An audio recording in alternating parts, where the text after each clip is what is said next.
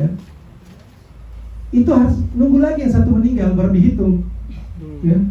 Berarti kan lama-lama. Nih, misalnya Beatles.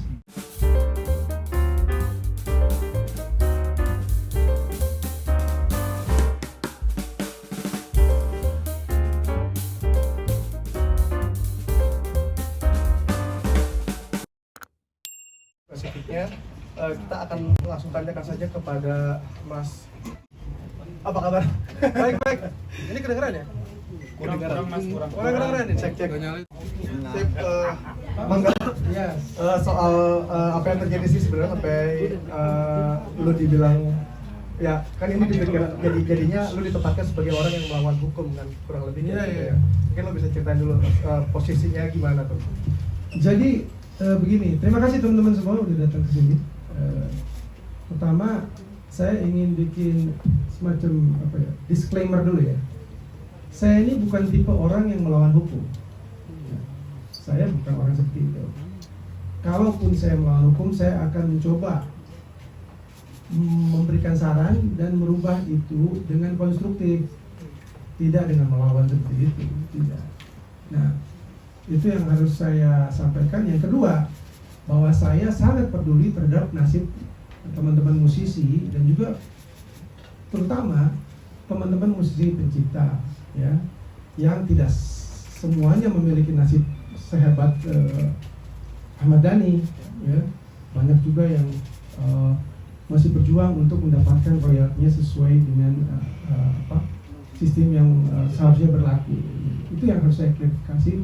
Bahkan saya juga membantu beberapa waktu lalu untuk memperjuangkan hak-hak pencipta yang sebenarnya kemarin itu ingin dihapus, ya, melalui gugatan label-label atau label tertentu, ya. Dan itu sudah kita menangkan dari sisi musisi dan pencipta, bahwa lagu-lagu yang sudah melewati masa itu kembali kepada pencipta, ya, untuk dieksploitasi. Itu konteksnya lain. Artinya saya ingin katakan bahwa saya peduli dengan teman-teman musisi dan pencipta dan masa depan kita semua. Kalau saya melihat begini ya, masalah ini sebetulnya ada di paling tidak dua sisi. Pertama, masalah hukum, ketidakpahaman akan ketentuan hukum positif, artinya hukum yang berlaku. Yang kedua adalah masalah yang bersifat lebih pribadi. Ada dua hal. Pertama, mungkin rasa tidak terpenuhinya fairness atau katakanlah keadilan gitu ya. Atau yang kedua, masalah yang lebih pribadi lagi.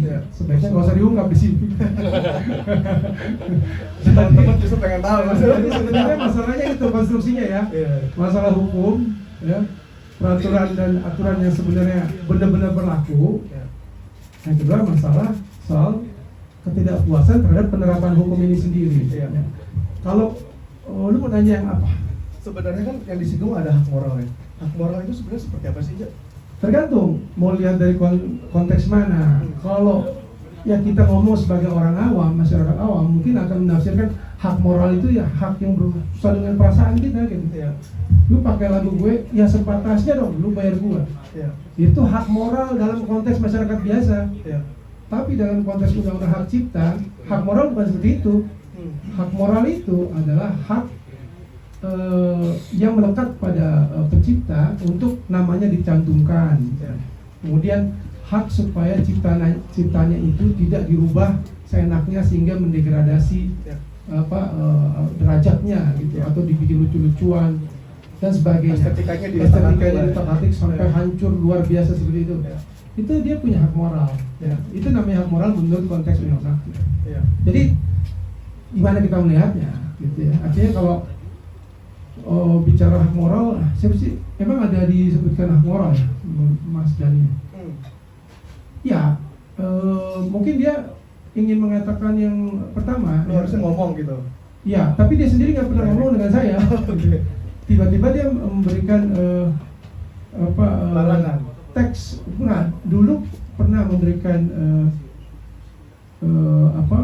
lewat lawyernya untuk manajemen saya membayar sejumlah uang. Oh, tempat ditagih berarti. Tapi ketika diklarifikasi, dia bilang dia tidak menyuruh lawyer itu, ya, untuk menagih sejumlah uang, ya kan? Yang jumlahnya besar gitu. Untuk setiap lagu yang saya bawakan. Ketika itu konteksnya sebelum JIS ya, sebelum Jakarta International, Jakarta Stadium. Siapa yang main di stadion? Jadi memang saat itu ada pembicaraan atau hampir mengerucut kepada pembahasan soal sebenarnya lu maunya apa sih gitu kan. Cuma saat itu saya tanya ke manajemen saya, dia tidak ingin meneruskannya. Dia sudah mengerti bahwa manajer ini semua melalui mekanisme LMKN. Saya sendiri teks kok. Ya. Dan ini melalui mekanisme LMKN dan aturan yang berlaku. Dan itu yang memang diatur oleh undang-undang hak cipta gitu ya Mas? Iya.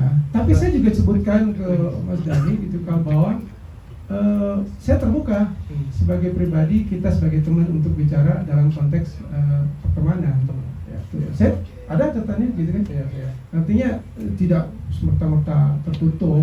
Cuman memang kita ini belum ada kata sepakat di mana. Tapi sekali lagi aturan memang tidak seperti itu. Aturan yang ada adalah bahwa saya tidak bisa dipersalahkan seperti itu, apalagi dipidana.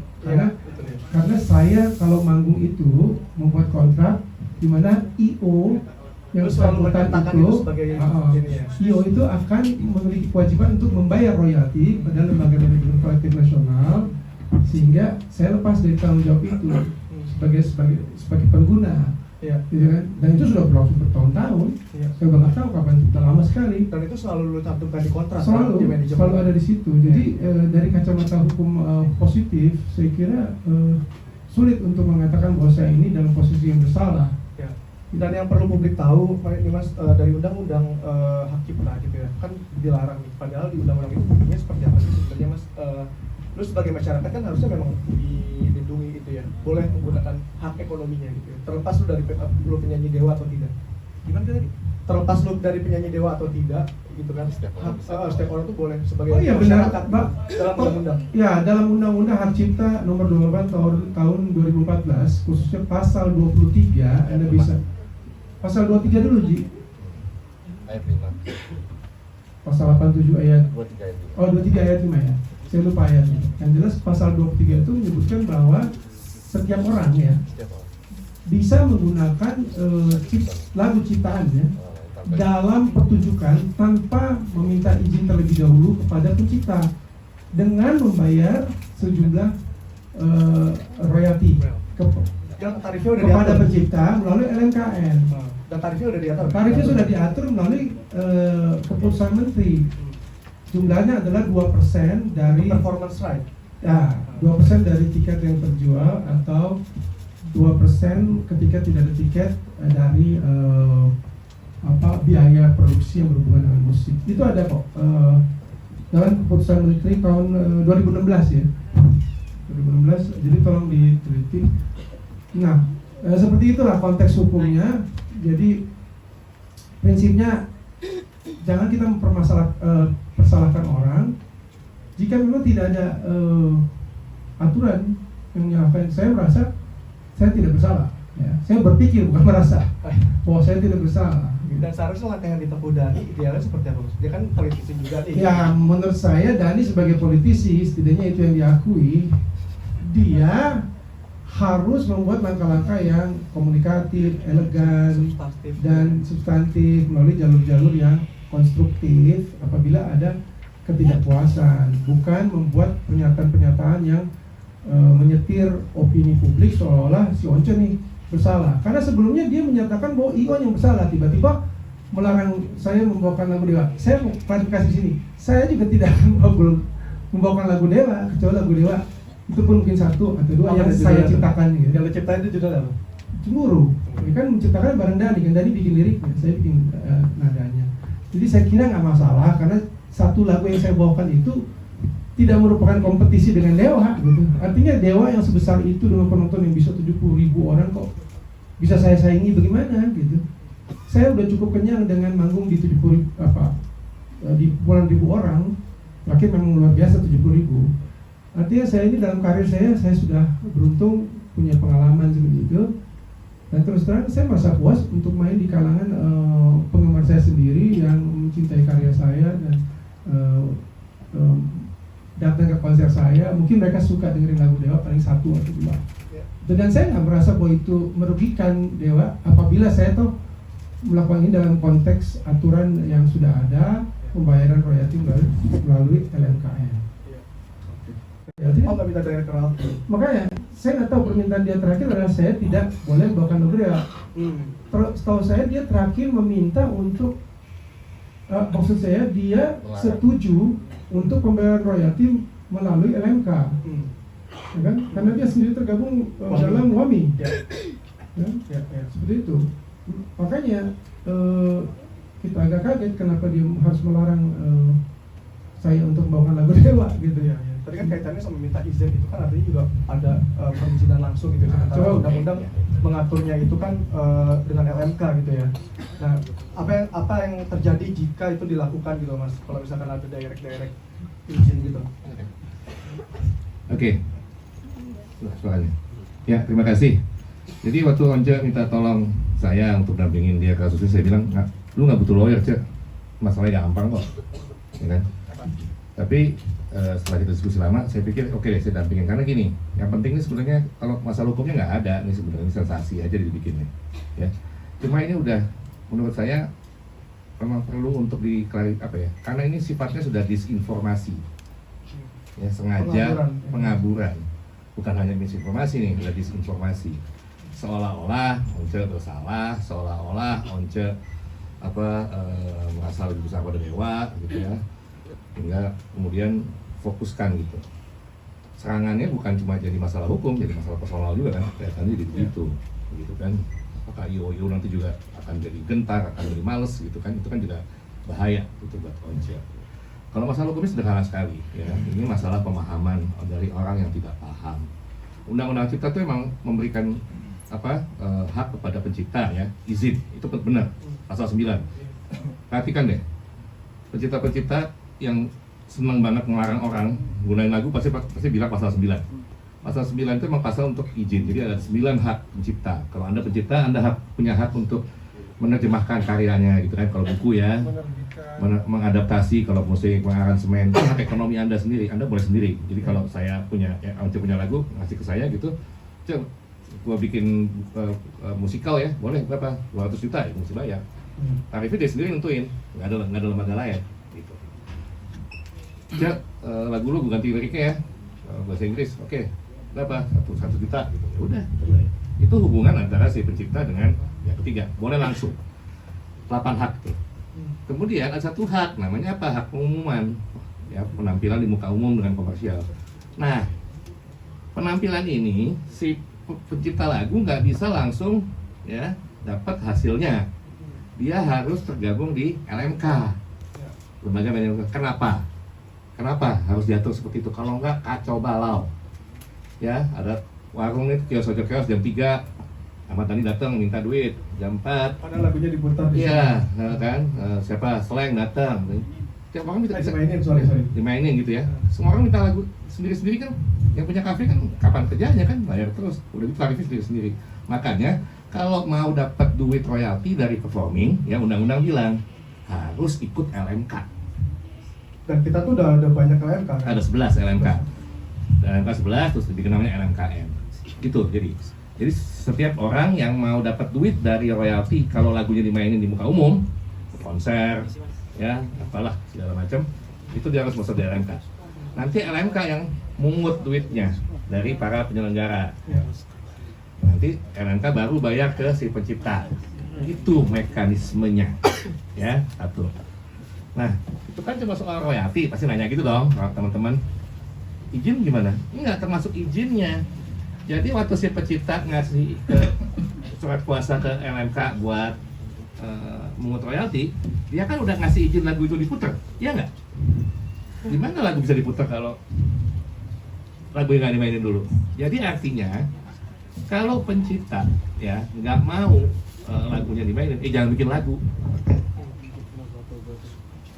Itu aturannya. Nah, ini bukan penafsiran saya, karena pasal 23 ayat 5 jelas bilang setiap orang dapat melakukan penggunaan secara komersial ciptaan dalam suatu pertunjukan tanpa meminta izin terlebih dahulu kepada pencipta dengan membayar imbalan. Ya. Jadi pasal 9 bilang harus izin. Pasal 23 bilang tidak memerlukan izin kalau untuk performing.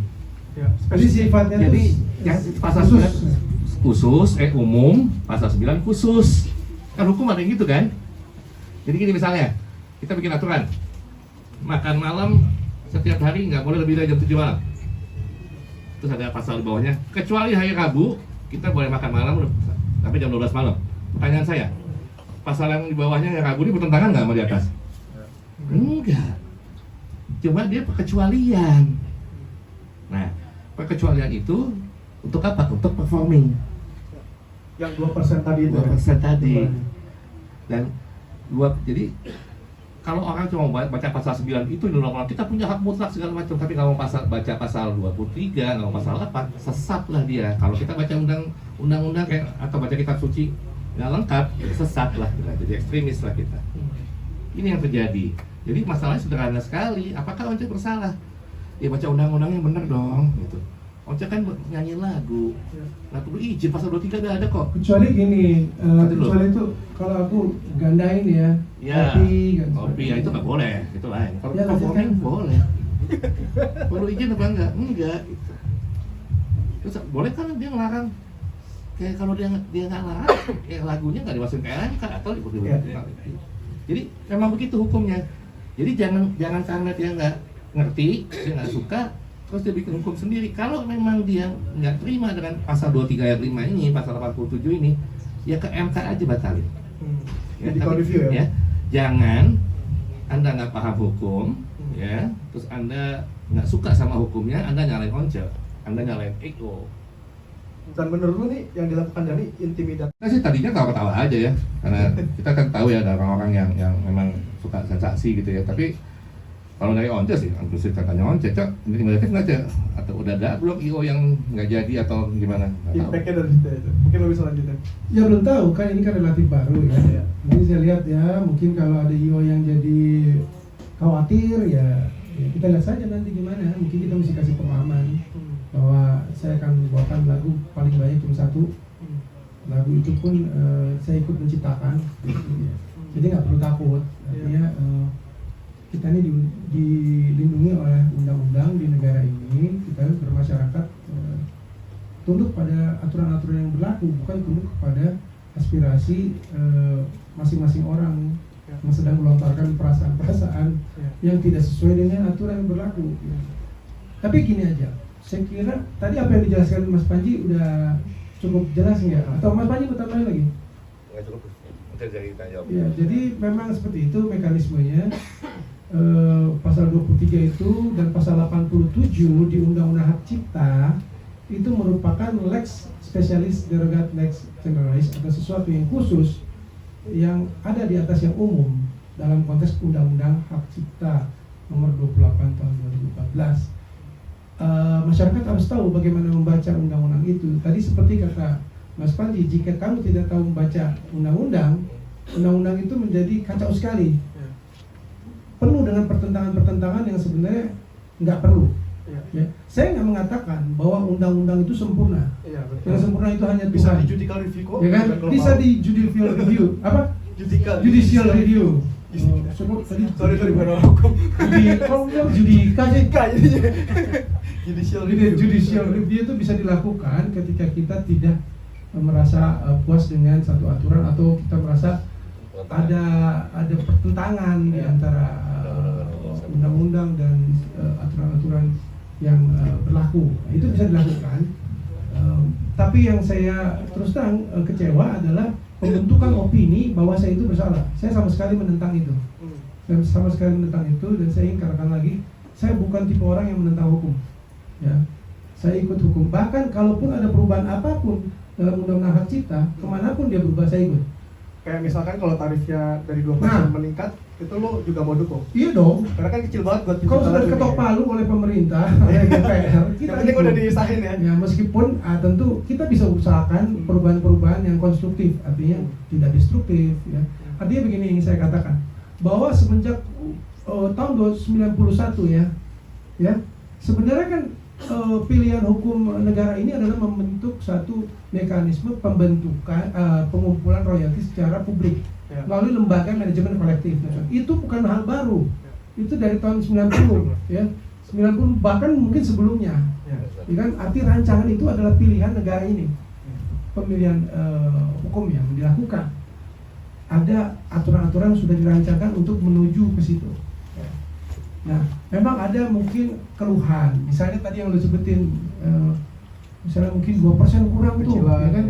Dalam keadaan apa? Dalam keadaan kan ini belum berjalan secara keseluruhan di seluruh Indonesia. Ya.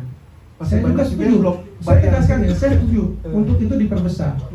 Kenapa? Karena 2% dari nilai tiket itu kecil ya. Ini paling tidak dalam hubungan dengan waktu sekarang. Ketika aturan ini belum berjalan secara masif. Artinya hanya sedikit yang terkumpul. Akibatnya apa? Bukan hanya pencipta saja yang dapat sedikit, tapi lembaga pengumpulnya juga dapat uang sedikit. Ya. Jadi ini bukan saya mendorong, tapi kita bisa pertimbangkan untuk bisa konsolidasi lah. Dinaikkan, diperbaiki melalui konsolidasi kita semua stakeholders yang ada di industri musik, apakah itu pencipta, organisasi penyanyi atau IO, promotor. Kan mungkin promotor nggak gampang terima itu. Dia bilang mungkin kemahalan dong. Nah ini harus dikonsolidasikan dulu, sampaikan lalu bagaimana. Itu penting karena tadi saya bilang konteksnya penerapannya belum menyeluruh. Kita percaya kalau ini 2% sudah menyeluruh, gede pasti. Apa yang didapatkan oleh pencipta itu jauh-jauh lebih besar karena Indonesia tuh punya 60 juta ya. Pengumpulan royalti musik itu lewat pertunjukan lagu ya, termasuk dalamnya penggunaannya di karaoke, di TV dan sebagainya. Itu saya tahu cuma kurang dari 100 M ya, mungkin nggak nyampe 80 ya, sekitar 80. Itu pun yang saya tahu ya, kebanyakan hanya melalui karaoke itu yang paling banyak memberikan kontribusi karena bisnis mereka berhubungan dengan lagu. Tapi artinya yang ingin saya katakan ada potensi besar ya jika kita ini nggak pecah belah begitu dalam merancang satu konstruksi hukum yang tertib dan bagus dan fair untuk semua. Ya itu aja yang saya katakan. Jadi teman-teman yang merasa mungkin ini ada yang harus dirubah, ayo kita bicarakan sama-sama konstruksi hukumnya, kita sampaikan apa sih yang perlu dirubah. Tapi ingat, setiap pilihan hukum yang kita ambil itu memiliki konsekuensi. Kalau ada penagihan secara pribadi-pribadi kepada penyanyi, yang bisa terjadi adalah kita akan kekurangan penyanyi bagus. Ya, karena takut ya udah. Karena takut dengan tagihan yang akan dilakukan oleh pencipta. Demikian juga dia akan akhirnya mencoba membawakan lagunya sendiri, yang mungkin nggak sebagus daripada kalau temennya yang pencipta itu yang membuat. Nah si pencipta juga karena nggak temenan sama penyanyi, dia akan membawakan sendiri lagunya, gitu kan. Artinya yang saya katakan itu mutualisme kerjasama itu bisa menjadi rusak ketika tidak ada fairness ya. Hari ini kalau ada ketidakpuasan, saya sekali lagi bisa mengerti ya, tapi ingin mengajak semua teman-teman pencipta lagu, musisi untuk duduk bersama, bicara bersama secara konstruktif ya. Bukan dengan cara-cara yang agitatif dan membutuhkan opini seolah-olah temennya sendiri salah dan sebagainya gitu. Ya, menurut saya itu kurang dewasa ya, seperti itu. Tadi kan Cak di awal lo udah mention kalau manajemen tuh selalu membubuhkan di kontrak itu mewajibkan IO untuk membayar. Ada bukti yang bisa ditunjukin nggak Cak? Selalu dalam kontrak-kontrak saya kan ada pasal-pasal bahwa ini apa nih kontrak nih? Bukti intinya. Oh ya ada kontrak-kontrak. Kalau ada IO yang mengenal saya bahwa mereka itu dalam pasal-pasalnya kontrak kami, IO atau penyelenggara show itu akan bertanggung jawab terhadap royalti yang dibebankan atas lagu-lagu yang ada di situ. Artinya itu tidak merupakan kewajiban saya. Itu sudah lama. Bisa ditunjukin ke teman-teman media, Mas Anja. Jadi ada berupa sertifikat. Itu ya. Sebenarnya kalau ini sebenarnya hanya tambahan saja. Iya. Untuk memperkuat kalau memang sudah melakukan. Sebenarnya gini, satu contohnya. Ya ini kan, ini apa nih? Nah ini kalau kita ikut seminar ya, seperti ini nih. Kamera. Ini apa ini? Ini acara. Jadi ada beberapa. Oh ada beberapa. Oke. Oke. Ini sertifikat dari Lembaga Manajemen Kolektif Nasional. Ini ada konser musik ya.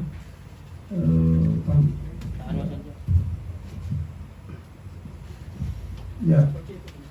Seperti ini bentuk daripada Jadi bukan kwitansi ya, melainkan kalau udah dibayar dikasih sertifikat. dikasih sertifikat seperti ini. Jadi ini sertifikat terbitan daripada Lembaga Manajemen Kolektif Nasional.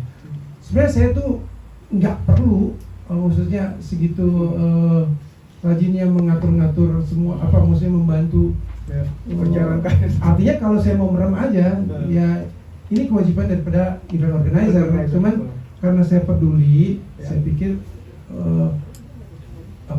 kami juga harus ikut bantu ya semuanya dengan memberikan informasi tentang IO, contact person, lalu kemudian lagu-lagu yang dimainkan itu kepada LMKN. Saya berharap ada kerjasama yang bagus dari semua stakeholders ya, atau pihak-pihak IO, organisasi artis, pimpinan manajer-manajer artis itu untuk saling bertukar informasi agar proses pengumpulan royalti ini berjalan lebih cepat, lebih bagus karena kita punya potensi besar.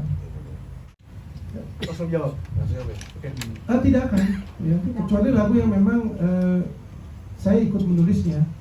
Itu pun paling satu lagu, hanya untuk supaya fans saya seneng lah. Ya, itu lagu yang saya ikut tulis ya, jadi saya pikir saya tidak masalahkan. Dari dulu juga sebenarnya begitu, saya nggak membawakan katakanlah 10 lagu Dewa itu buat apa gitu ya. Ini kan masalah etika juga. Dari dulu saya sadar bahwa saya tidak bisa membawakan banyak-banyak lagu Dewa. Dulu sih saya bawakan mungkin 3 gitu ya, itu udah paling banyak gitu. Nggak ada cerita saya bawakan banyak lagu Dewa sehingga membingungkan orang gitu, undang Dewa pengundang Once ya, enggak lah gitu. Jadi saya juga sadar Dewa itu kan punya kekuatan lagu-lagu dan punya repertoire yang begitu banyak, sehingga ini sebenarnya tidak perlu dihadapkan.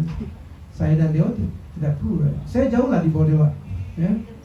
Kesanggupan dalam menjual tiket begitu mahal dan sebagainya.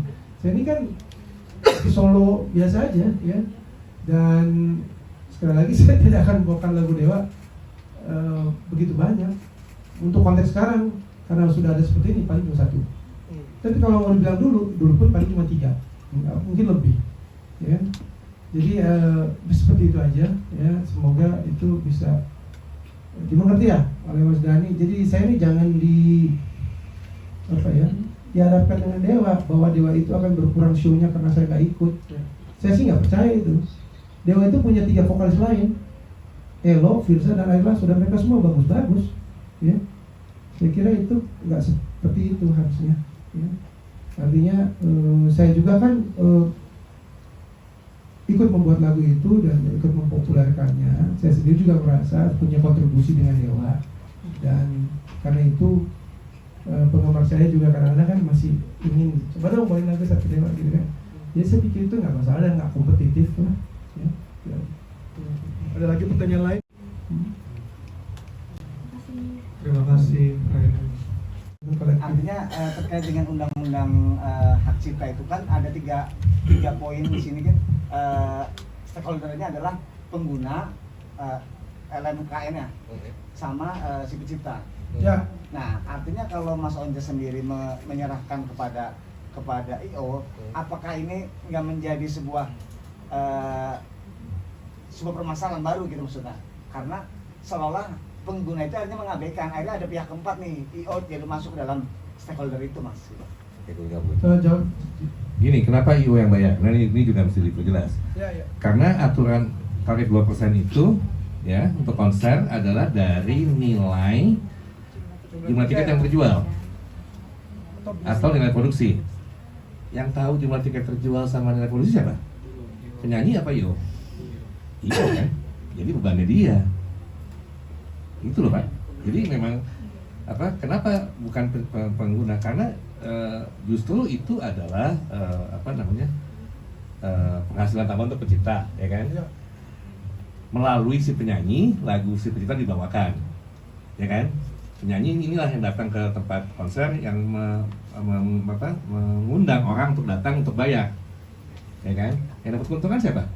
IO kan? Ya kan? Nah, IO itulah yang kemudian diberi kewajiban oleh peraturan menteri ya, regulasi untuk membayarkan 2% dari hasil penjualan tiket atau hasil biaya produksi dia kalau nggak menjual tiket, ya kan? Kepada pencipta melalui LMKM gitu. Jadi bukannya dari pengabayan, justru tepat sekali harus diletakkan kepada si IO karena dialah yang paling tahu berapa biaya produksi dan berapa biaya dan berapa jumlah tiket yang terjual. Gitu. Tapi sepengetahuan pengguna berarti ya Mas? Pengguna siapa? Mas Andi sendiri penyanyi. Pengguna itu dalam konteks ini berarti IO, pengguna IO, Mas Once penampil, performer. Belum tahu ya. Nanti lihat aja perkembangannya gimana. Oke, Fik. Thank you, Du. Sindu, saya ingin menegaskan saya bukan penyanyi mahal ya, bukan penyanyi termahal dan sebagainya. Iya, rumornya Tidak, begitu aja. tidak bisa itu, tidak bisa. Kayaknya anak Hermansyah lebih mahal deh. Yang jelas saya nggak punya keinginan untuk menjadi penyanyi termahal atau sebagainya, itu nggak ada dalam obsesi saya. Gitu. Saya ingin suara saya dinikmati oleh banyak orang. Gitu. Saya ingin hidup saya itu punya arti ya buat banyak orang. Cuma memang dalam kenyataannya ini ada mekanisme ekonomi bisnis yang harus kita seimbangkan gitu ya. Supaya apa? Supaya juga teman-teman yang lain nggak pada ngeluh sama saya gitu ya. Misalnya harganya rusak atau sebagainya. Jadi harus pas banget. Jadi saya tuh ngerasa kok mahal, gimana nggak mahal ya. Saya pikir saat itu dalam konteks JIS itu 70.000 orang, saya bayarnya cuma 2 kali lipat gitu. Apa itu kemahalan? Enggak. Mungkin Mas Dhani dengar dari sumber yang lain yang jelas tidak merupakan fakta yang tertulis, berupa kontrak dan sebagainya. Lalu mana-mana mengatakan saya ini kemahalan sebagainya. Enggak. Saya pikir enggak. Saya pikir enggak seperti itu. Lagi pula saya nggak meminta royalti apa-apa.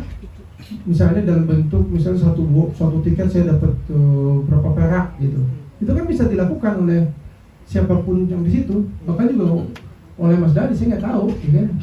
Artinya saya nggak melakukan itu. Ini hanya bayaran flat. Artinya ketika penonton bertambah banyak, saya juga nggak tahu dapat apa-apa.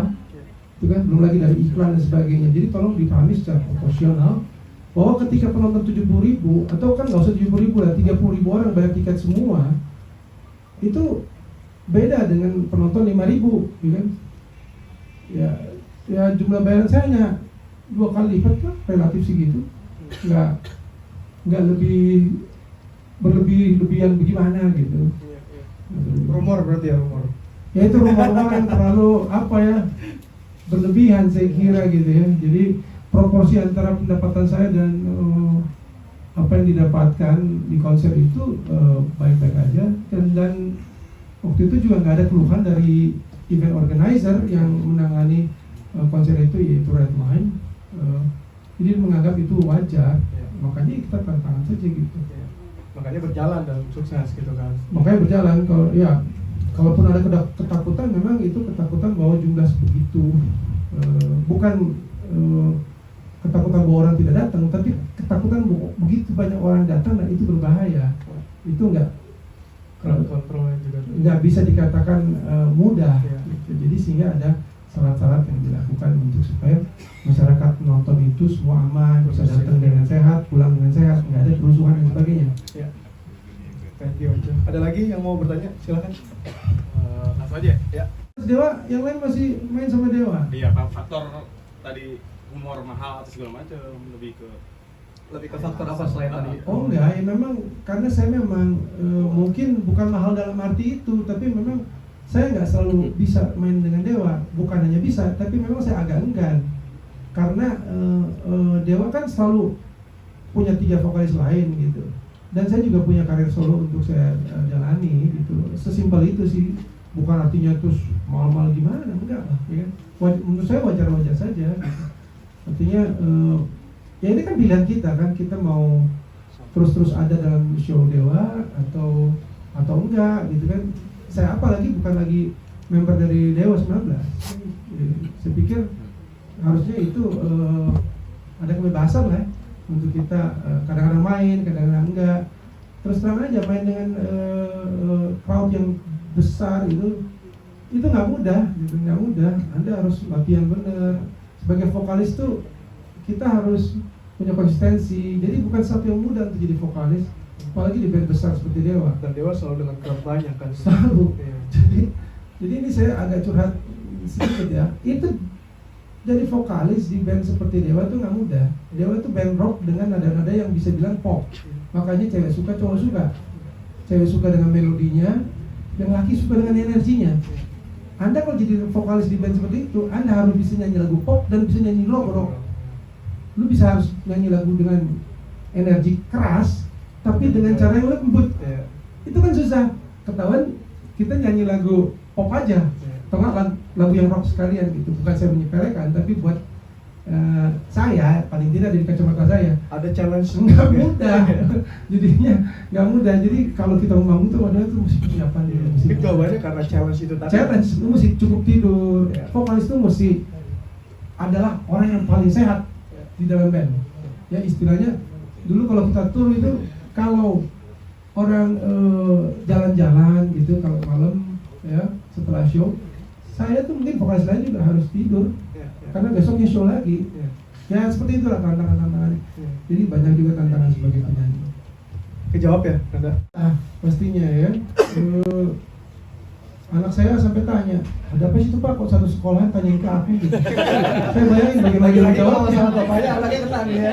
Iya, bapaknya yang punya masalah, Once juga kena. anaknya yang mesti jawab kan. Kan anak saya SMA. Tapi ya dia mengerti lah bahwa inilah ya dinamika orang dewasa cari duit. Bapak-bapak masih ada duit gimana aja. Bapak-bapak cari duit gini, ya kan ibu-ibu nggak tahu, ya kan. Kecuali kalau ibu-ibu kerja gitu kan. Kalau kayak ada makanan aja gitu kan. Jadi ini menyangkut periuk nasi kita juga sebagai penyanyi dan kasus ini bukan hanya membawa saya sebagai pribadi, tapi pertaruhannya adalah sebuah profesi yang sudah dikenal sejak awal, namanya penyanyi. Yang semuanya harus diatur, ya, diatur dengan tertib. Yang coba mengatur itu dalam konteks ini adalah Undang-Undang Hak Cipta. Undang-Undang Hak Cipta kita bukan hanya mengatur perlindungan untuk pencipta, tapi juga mengatur perlindungan terhadap pelaku pertunjukan. Itu yang tadi pasal 23 itu, ya. Mau tambahan silakan Mas. Ya, tadi tanya kan sakit hati apa enggak gitu. Itu kan jawabannya tadi Pak Ahmad. Karena akhirnya kita sepakat ya waktu saya diskusi sama Once kita mau ngomong karena saya juga ngelihat ya saya sama Once ini pernyataannya Pak Dhani ini mungkin mau sensasi atau mau emang sengaja nyerang atau gimana, tapi implikasinya itu enggak. Dia tuh membenturkan ya yang namanya penyanyi sama pencipta lagu. Nggak tahu sengaja atau enggak, bahkan sekarang dia mengumpulkan pencipta lagu seolah-olah kayak ditindas di apa gitu sama penyanyi. Ini kan sebenarnya nggak layak ya, Bang. Nggak sehat Ya. Kan Once kan juga bilang banyak banget yang nggak kayak dia kan sebenarnya, ya kan. Banyak banget yang mesti. Saya juga jadi pembela waktu Ya, kita kan sama-sama membela sama-sama pencipta lagu. pencipta waktu dia join ke MK.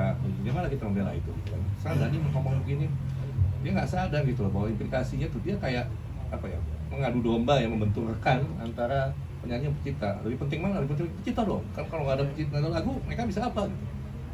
Kan nggak begitu dunia berjalan ya. Ya kan harmoninya kan justru karena ada simbiosis antara si penyanyi pencipta.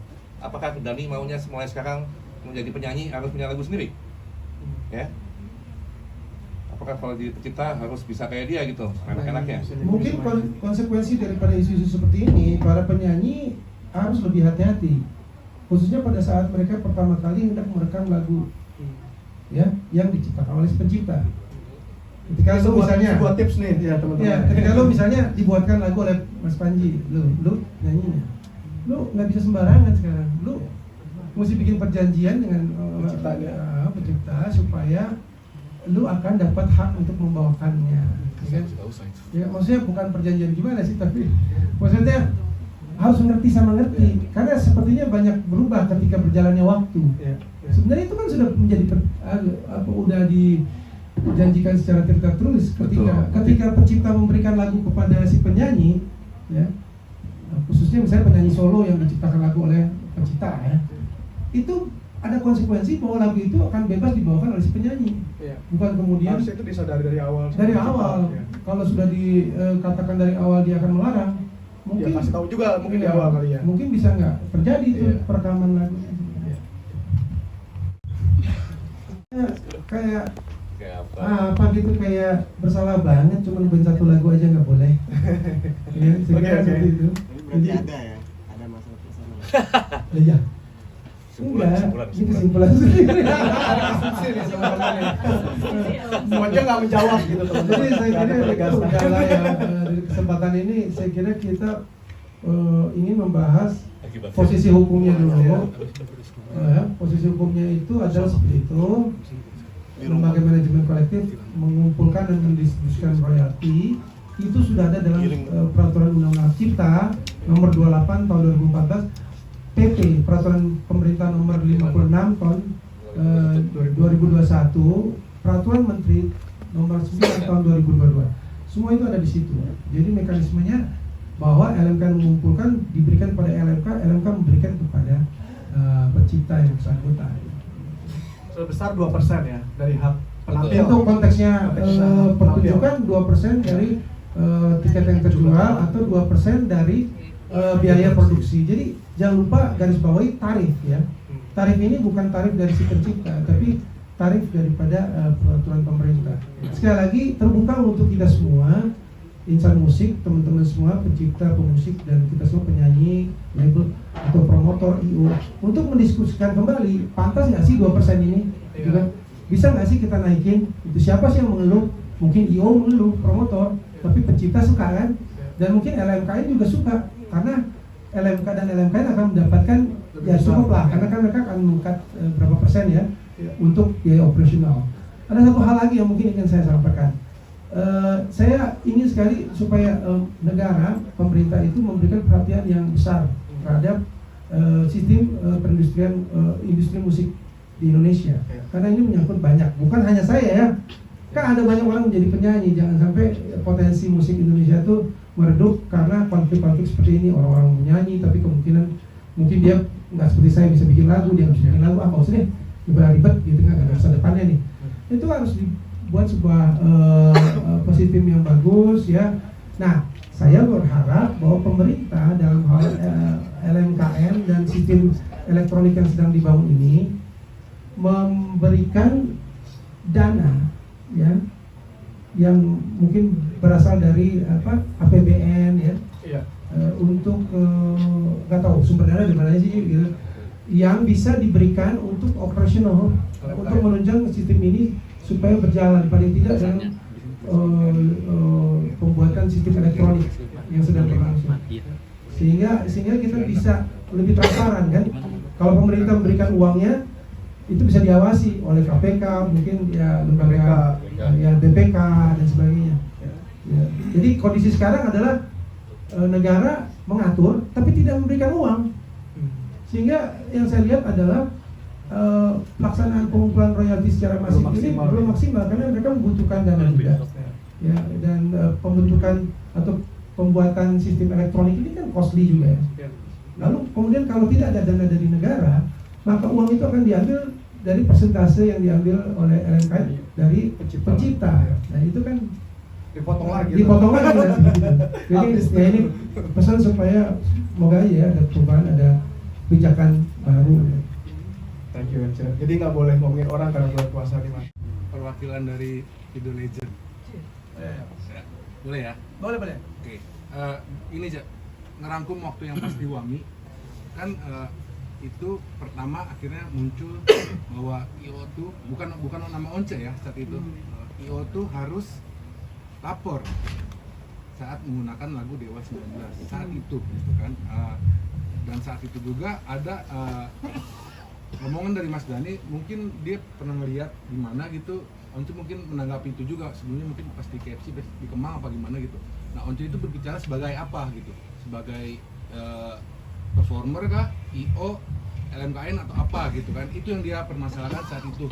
Nah, nyambung ke hari ini, karena kan Once tadi juga berbicara soal hukum juga, performer juga. Nah, sekarang ini Once berbicara sebagai apa? Ini pertanyaan dari, nah, gitu. Sebagai IO kah, sebagai LMKN Yang kah? jelas saya tidak berbicara sebagai IO. Saya nggak punya IO, bukan juga LMKN. Saya tidak tergabung dalam kepengurusan LMKN. Saya berbicara sebagai performer, sebagai penyanyi ya, yang memang kebetulan juga bisa bikin lagu. Jadi di album terakhir saya, Sigma, ya, marketing itu, saya menciptakan lagu, itu semua lagu ciptaan saya gitu. Yang bedanya dengan Ahmad Dhani, hit saya sih nggak segitu banyak gitu. Tapi saya mengerti cara berpikir pencipta karena saya melakukannya juga. Demikian juga di album-album yang sebelumnya. Saya menulis lirik, memainkan musiknya, merekam, memproduksi lagu saya sendiri juga. Selain daripada saya membawakan lagu orang lain. Tapi mainly atau yang terutama saya bicara mungkin bisa dibilang atas nama saya sebagai penyanyi atau performer ya. Yang kebetulan sarjana hukum. Saya lulus loh, nggak lolos. Ya karena saat itu kan dia berpendapat bahwa kalau orang berbicara hukum adalah harus ahli kata dia. Betul, Nah, boleh lah. karena dia menyadari bahwa Once kan hanya SH, apakah dia pantas Pantas. berbicara soal hukum yang detail? Mungkin Begini. harapannya adalah harus ahli yang berbicara. Begini. Ada dua ya pikiran ya. Hukum itu dibicarakan di ranah apa? Pertama di ranah hukum positif. Tahu hukum positif itu adalah hukum yang berlaku, ya, lewat aturan undang-undang, peraturan pemerintah, ya, peraturan menteri dan segala macam. Nah, kalau mau dibahas mungkin di luar undang-undang hukum positif, masalah akan lebih rumit lagi. Dan biasanya ahli-ahli hukum atau setingkat profesor dia akan masuk ke wilayah itu. Ya. Tapi ini kita sempitkan masalah ya.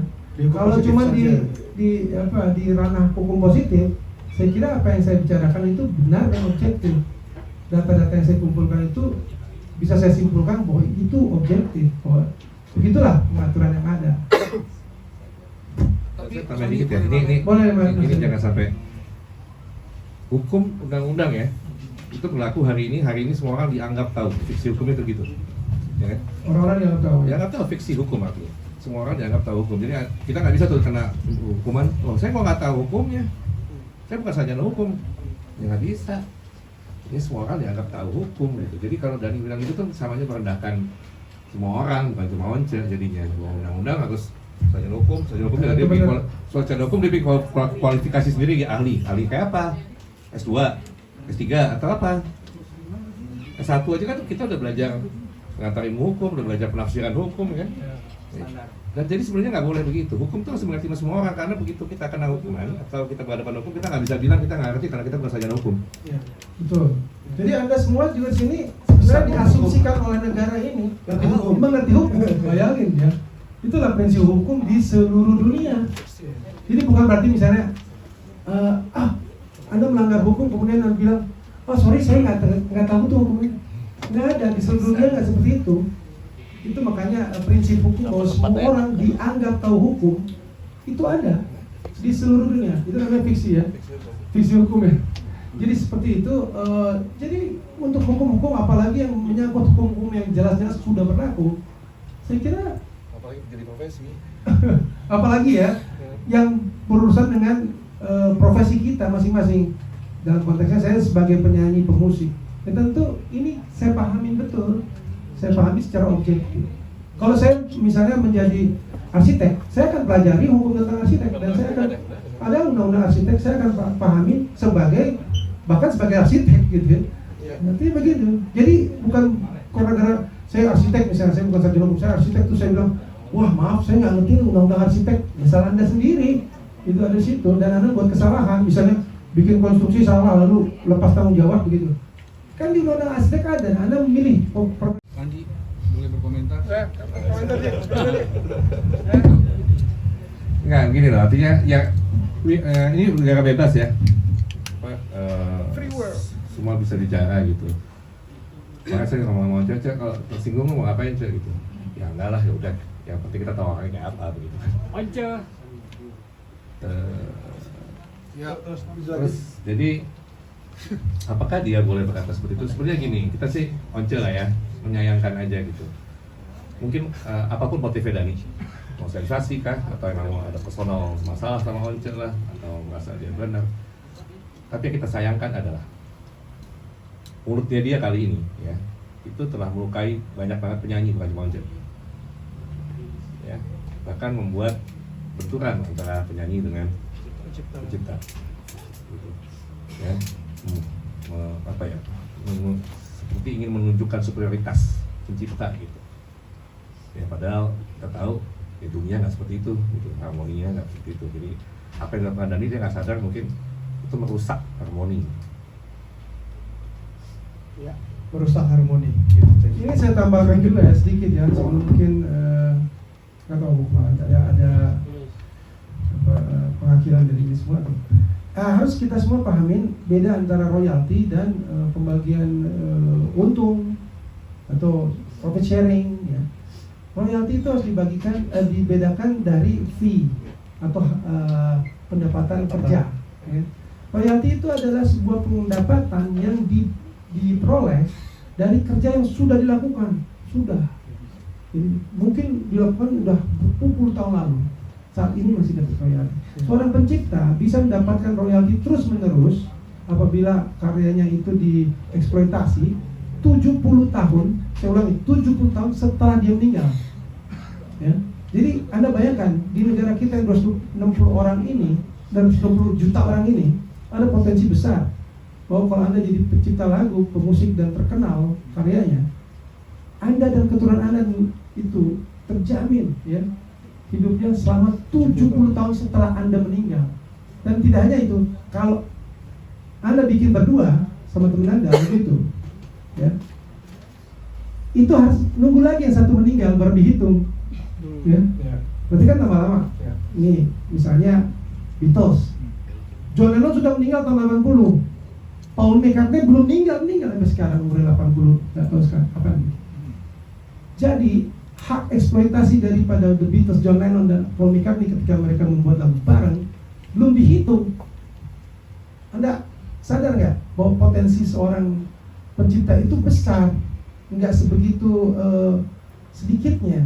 Ya, ketika sebuah konsep besar atau sistem besar pengumpulan publik lewat lembaga manajemen kolektif ini berlangsung efektif, bahkan nggak usah sedunia, di negara kita saja potensinya luar biasa, gitu. Potensinya luar biasa dan bisa menjamin kehidupan pencipta. Cuma memang kalau mau dilihat konteksnya sekarang, kan kita masih membangun sama-sama perlukan kesabaran kita semua untuk sama-sama ya kan, membangun sistem ini untuk kepentingan para pencipta. Ya harus dilihat seperti itu, saya kira ada harapan besar. Apalagi musik Indonesia tuh dicintai oleh masyarakat Indonesia sendiri. Posisi pencipta tuh sangat prospektif, sangat menguntungkan apabila sistemnya berjalan. Thank you, Cik. Ucapan dia mengultimatum Once yang menurut saya itu berlebihan gitu. Kan saya katakan begitu, berlebihan karena dia itu adalah pencipta lagu mungkin bisa dikatakan paling kaya di Indonesia. Ya, mungkin ada yang lebih kaya lagi, saya nggak tahu. Dan dia nggak boleh lah melarang seperti itu. Dia kan menikmati semua itu. Ya, dia menikmati hasil kerja teman-teman juga untuk membesarkan Dewa sama-sama.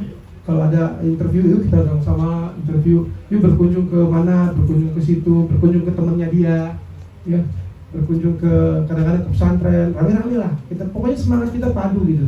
Nah itu ada sumbangsi dari teman-teman semua gitu untuk mempromosikan lagu, tampil di TV dan sebagainya.